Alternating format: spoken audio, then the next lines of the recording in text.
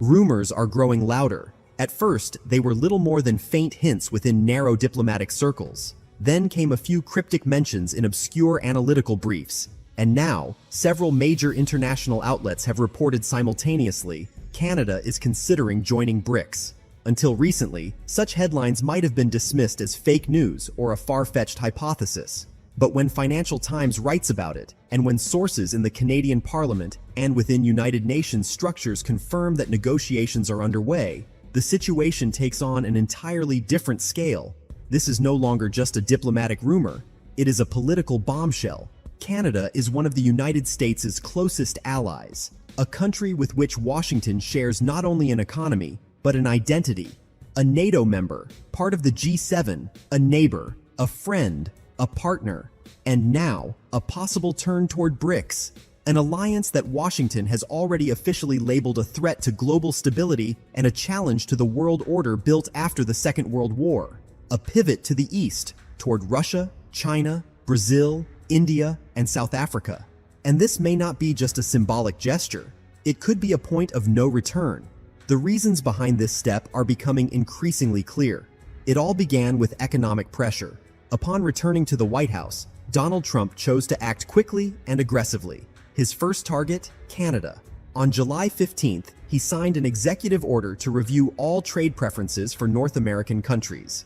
Just 2 days later, new tariffs took effect on lumber, aluminum, steel, and dairy products, goods where Canada had long dominated the US market.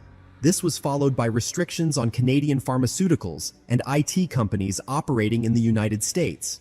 All of it happened without warning, without consultation, and without any attempt at compromise. As always, the justification was posted on Truth Social. America pays too much. We're done. It's time to put America first. But behind these slogans were very specific blows to the Canadian economy. In Ottawa, it was seen as a betrayal. Trump not only undermined the economic partnership, he showed that even the closest allies were not safe from his trade fury. In response, Canadian Prime Minister Mark Carney stated, "We will seek new markets. We will not let our future be destroyed for someone else's political ambitions." At the time, those words sounded like a diplomatic defense, but now it is clear. It was the beginning of a shift. While Washington moved toward confrontation, Beijing acted with subtlety.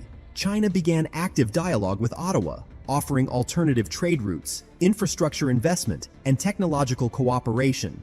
Delegations met in Singapore, Dubai, Shanghai, and finally, Zurich. According to Bloomberg, the latest meeting was held behind closed doors and lasted nearly 11 hours. Topics included energy, technology, agriculture, switching to yuan-based settlements, and Canada's potential accession to BRICS. Initially, this was discussed as observer status, but now, according to sources, Canada is considering full membership. That is a bombshell. No country from the Old West has ever even hinted at such a move. And if it happens, BRICS will no longer be a Global South alliance. It will become global in the full sense of the word. Washington has already realized this. The reaction was immediate. The day after the leak appeared in the media, the White House press secretary stated, "We are deeply concerned by any signals that allies may support anti-American platforms." And Trump, in his usual style, added, "If Canada goes down that path, we will crush their economy. No one trades with traitors." But the reality is that Canada has already started trading. In June, bilateral trade between Canada and China grew by 18%. A uranium supply deal with India has already taken effect. Brazil's state oil company Petrobras is opening an office in Toronto. And negotiations are underway with South Africa on joint production of platinum and rare earth metals. All of this bypassing the United States. And more than that, for the first time, Canada has expressed its willingness to switch to settlements in yuan and rupees, even if only in a trial mode. This was a clear signal. The dollar is no longer the sole anchor. According to analysts, this became a real trigger for the United States. In response, Trump ordered an additional tax on all vehicles manufactured in Canada.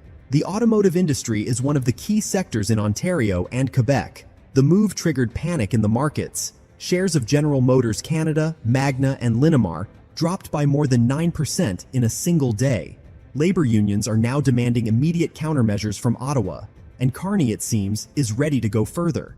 In a recent closed-door meeting, he stated, "We've spent too long in America's shadow. It's time to build our own axis." There is growing awareness within Canada's elite. The United States is no longer a guarantor of stability. It has become a source of risk. In this context, BRICS is offering something the US no longer can: predictability. The alliance is actively expanding investment mechanisms, building its own development bank, implementing settlements in national currencies, and providing countries with an alternative to dollar dependence. For Canada, this is not so much a choice between East and West as it is a choice between dependence and sovereignty. If it was once believed that G7 countries would never leave the dollar zone, that myth has now been shattered. Even Canada, with its deeply integrated economic ties to the United States, may begin drifting toward BRICS. And that drift is already becoming visible in symbolic gestures. The Canadian delegation attended the Economic Forum in Kazan, where they held separate meetings with representatives from Russia, China, and Iran. Canada's finance minister expressed interest in exploring the digital yuan and developing cross-border settlement platforms outside of SWIFT. For Washington, this is a betrayal. For Ottawa, it is pragmatism. But the most alarming thing for the United States is the potential chain reaction. If Canada takes this step, others may soon follow. Already, experts in the United Kingdom are discussing the possibility of creating a parallel trade track with BRICS+. In France, the political left is increasingly vocal in its criticism of dollar dependency. In Italy, the Prime Minister has hinted that Rome must remain flexible in an era of new economic blocs.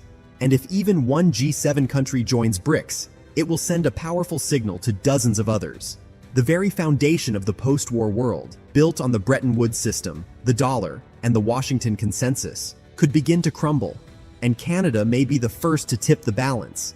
Just 6 months ago, it seemed impossible. Today, it is the subject of official negotiations. History is already changing. Against this backdrop, Trump is ramping up the pressure.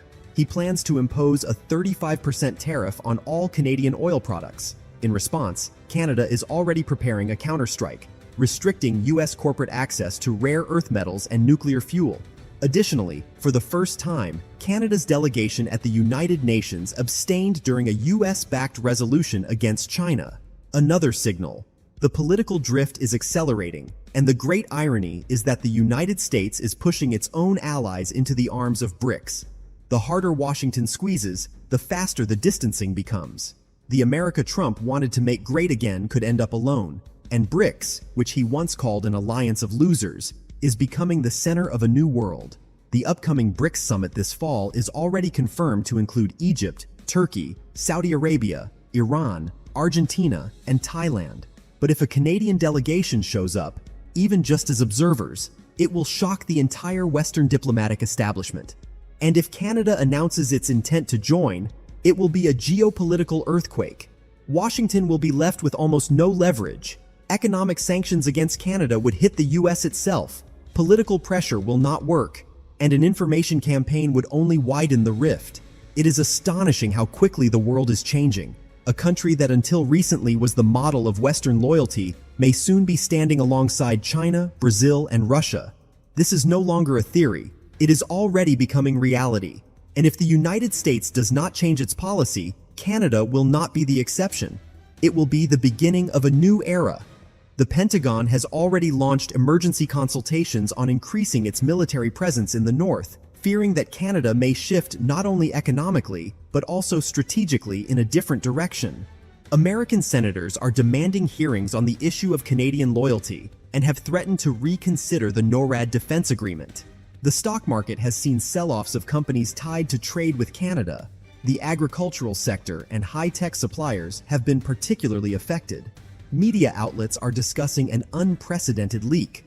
Reportedly, an internal State Department memo already considers the scenario of a de facto dissolution of the North American economic space. And in Washington itself, a realization is beginning to take shape. If Canada joins BRICS, it will not just be a blow to US prestige, it will be proof that the American unipolar era is coming to an end.